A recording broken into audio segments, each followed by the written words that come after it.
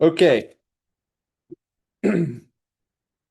So next up, we've got a recorded video from my counterpart on Oahu, Dr. Alberto Ricordi. Dr. Ricordi has landscape and nursery industries in Hawaii. And his presentation today will be Oahu County extension updates and specifically focusing in on late industry extension program. So thank you. Aloha. This is a presentation recorded for the HFNA Growers Research Update Seminar, September 26, 2025 in Hilo, Hawaii, organized by the Hawaii Floriculture and Nursery Association. The topic of this presentation is CTAHR Oahu County Extension Updates, especially related to the late industry extension program.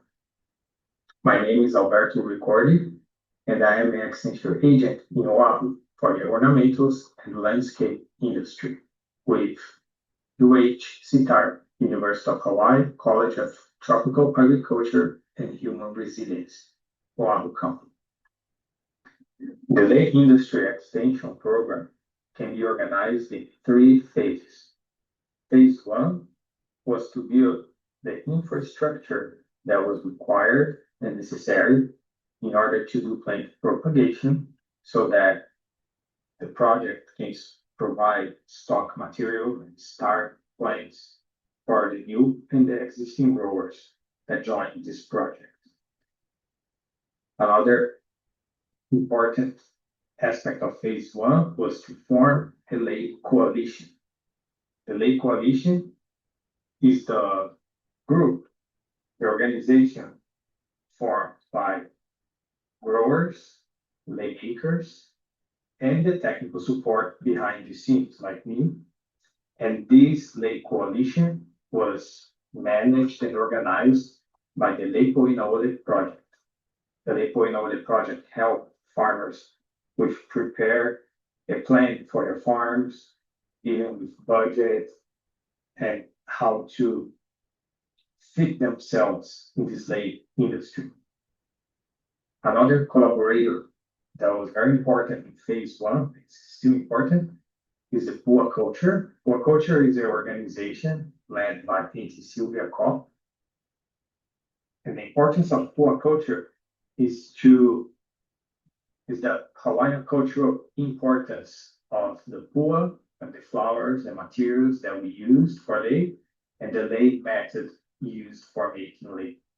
So Auntie Sylvia and other lei makers that support Pua Culture, they came to UTC and through workshops or lei making days, they taught people how to use the different flowers and make the different styles of leis. And I will talk more about that as we move forward. Another very important partner or collaborator was the Komohana communities. Komohana communities helped a lot with outreach, getting the message out, telling people about this project, and getting message in from the people that were trying to accomplish what this project is doing but were having challenges. So it was very important avenue for communication. That was phase 1, and we consider it complete because we are now actively doing plant propagation. So we passed that phase of building a greenhouse, setting up a propagation benches, getting stock material. We are now into the scale phase. And we also have the coalition formed. We have over 40 growers, members of this coalition. I'll talk more about later. So we consider phase 1 complete.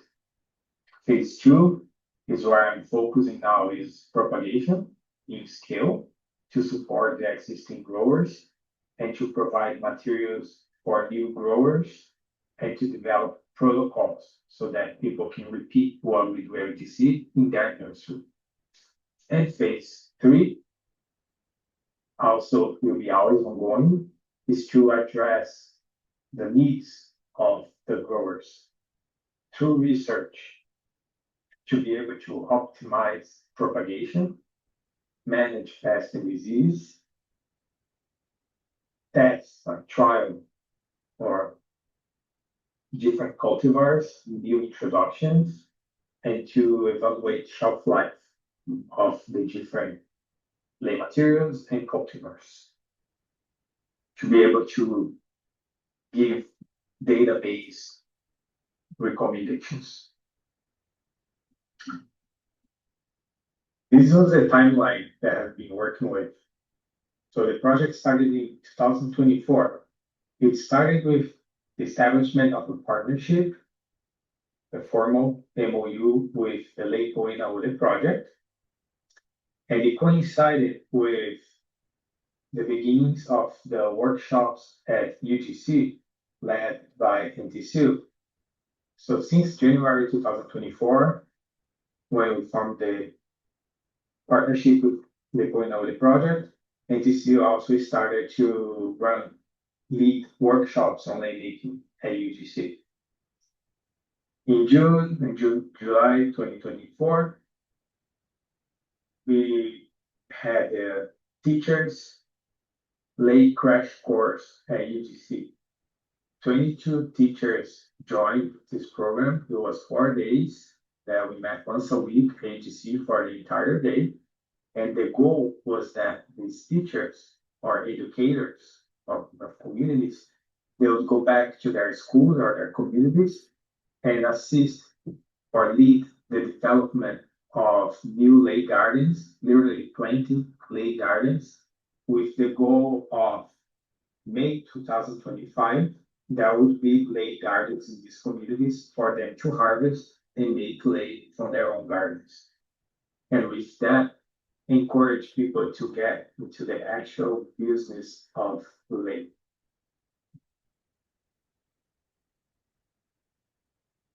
The Teachers Lay Summer Series was very successful. So in August 2024, we started the monthly lay plant propagation and lay making workshop at AGC. We had almost 60 registrations. So because we can only afford 20 to 25 people per session because of space, we offer 2 cohorts. So every first and second Wednesday of the month, we host workshops where for about 1 hour we will be in the nursery propagating plants and teaching the participants how to propagate the plants that we worked with. And in the classroom with the AC, NTCU would teach the use of those plants in lay. So for example, in August, we propagated cornflower. So in September, the cornflower cuttings were rooted, and NTCU taught how to make cornflower lay because it coincided in September is the birthday of the Queen, the Bipoa Kalani. So that was always a horticultural, like production component and a cultural component in these workshops. And they were held from August until May. It was a very successful and it went very well. People really enjoy it. We still have some of these people coming now on a regular basis whenever we have workshops. And then since October 2024, I started to focus more on the production of lay plants because after we stopped the workshops in May because of May Day, right, graduation time, and after that, we stopped the monthly workshops and I started to focus more on the actual demands or problems that people brought to the table that I wanted to work on. And this is the greenhouse that I have, a part of the greenhouse that I have in UTC. This is my mist propagation table. It's actually a fogger. So translating now all these I told you the story, right, on how we developed this lay extension program. Now in numbers, we had over 50 events since we started. We had those 4 workshops presented by NTCU before we started the formal course, the formal summer course and propagation series, because we wanted to like test the waters. We had the 2024 HFNA Teachers Program where I participated, and a lot of people that attended those, a lot of teachers that attended this HFNA program signed up for the summer session that we offered in 2024. So I'm very glad that HFNA offered that teachers workshop, because it really sparked the interest, the teachers, and made the connection, right? So they started to come to their workshops. So we had the summer session that had 4 summer series that had 4 sessions. Then we had the monthly workshops. So there were 18 workshops total. We had 2 foreign workshops led by Kay Lynch. It was not specifically for lay, but the reason we brought Kay Lynch is because a lot of people have questions about Palapalai, Kupu, and other native ferns. So it was very good to have Kay Lynch. And then after that, we did the fern propagation workshop. That was actually before the summer series. Since June, I have been doing these brown bags. The brown bags is I have an online form where people submit questions related to gardening or growing plants with a focus on late plants.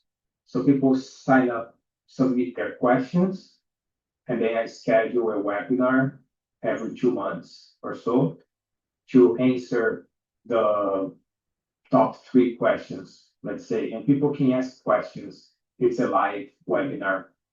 So it's a brown bag interactive, like talking story, but I prepare an actual presentation for it. And it has been very good because it's questions that people actually have, and they submit their questions, and I answer the questions as they are submitted. It has been very good. I also have been doing a lot of events in conjunction, like in partnership with other programs. So like I participated in some of the Go Farm, Agri-Florist cohorts. We had a Master Gardener program, group that focused on plumeria. So I worked with them for about 8 weeks, tending the plumeria collection in Manoa. Just in September 13th, there was a workshop, more like a nursery tour to answer questions for people setting up their own greenhouses as part of the second Master Gardener second Saturday at the Urban Garden Center. So we have had a lot of activity. And when I multiplied the length of these activities by the number of people that attended them, I got a roughly 2,000 attendees hour from January 2024 to September 2025. So, and the Lipoinawale project has 48 active growers. Plus, what happens a lot is that people come to these events, they become interested, or they are already a grower, they were just like not formally signed up or have business. And then if we know the project helps them with setting up a greenhouse, buying supplies, for example, install irrigation, trellises, and channel requests for locally made lay to these members of the coalition. So it has been very good. It has kept me busy for sure. So I told you all the good stories, all the good side of it, but there are also some challenges. I think the main challenge I have is that I'm the only agent in Oahu for the ornamentals and landscape industry. And Oahu has 5 times the population of the other islands. We have about 1 million people in Oahu.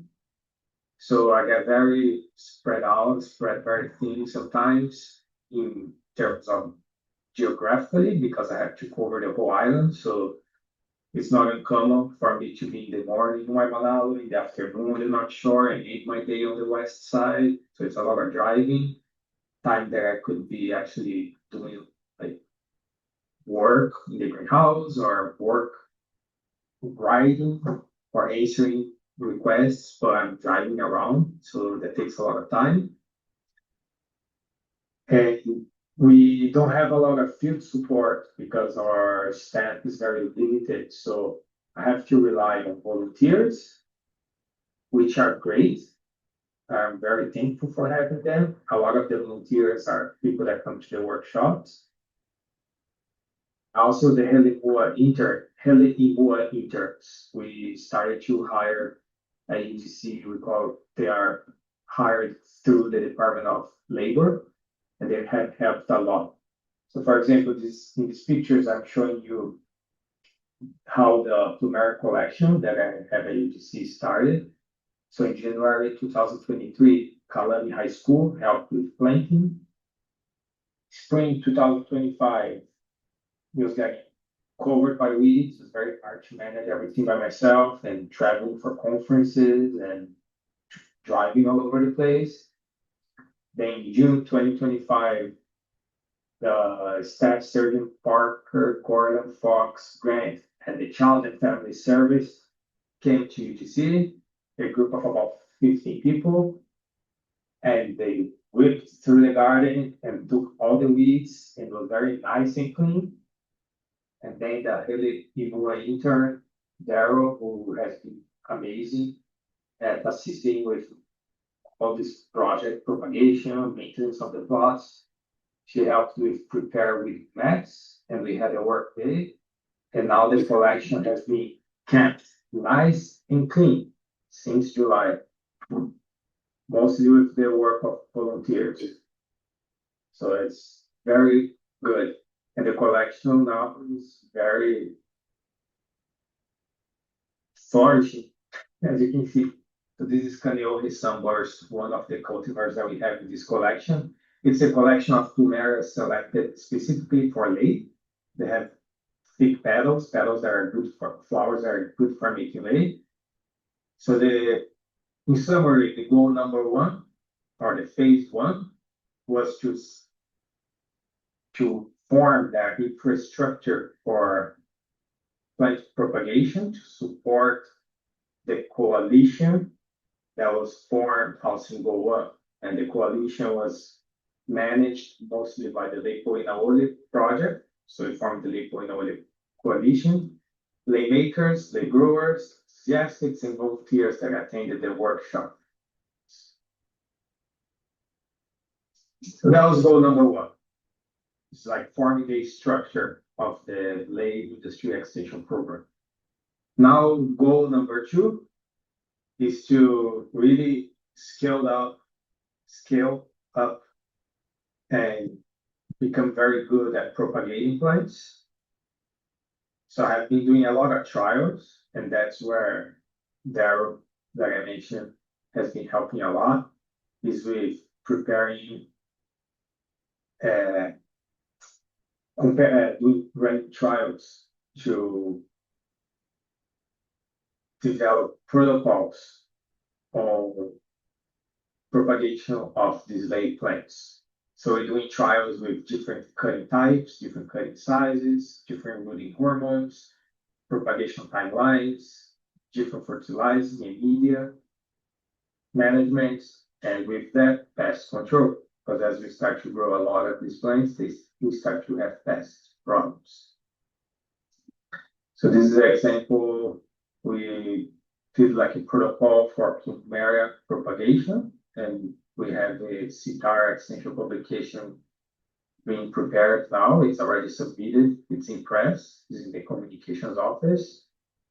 And all these other plants. So we had done trials already on Palapalai, Pacalana, Huaquinikini, Lumerna, Huinahina, Crownflower, Picake, Ilima, Huapala, Florida, and a lot of other plants that as I go throughout the place and all over the place, I always come back with some plants in my truck and I put in the greenhouse. Mini rose, I forgot to add here, but a lay grower asked me to propagate mini rose after Mother's Day, like the spray rose. So it got some, it's getting better and better, the protocol, getting more and more success. So let's go number 2. Now, next steps, like I mentioned, is for propagation, optimized protocol, scaled up to meet the demand of growers, and in that process of scaled up to supply plants to growers, and train interns or students or whoever wants to learn this and train propagators so they can become self-sufficient. It's not my goal to keep supplying cuttings forever, but it's part of the process. Pest control, we have, for example, a big problem with Plumeria long-form beetle. So I'm testing a trapping system using pheromones, and a lot of people have reported, and I had myself problems with crown flowers, caterpillars.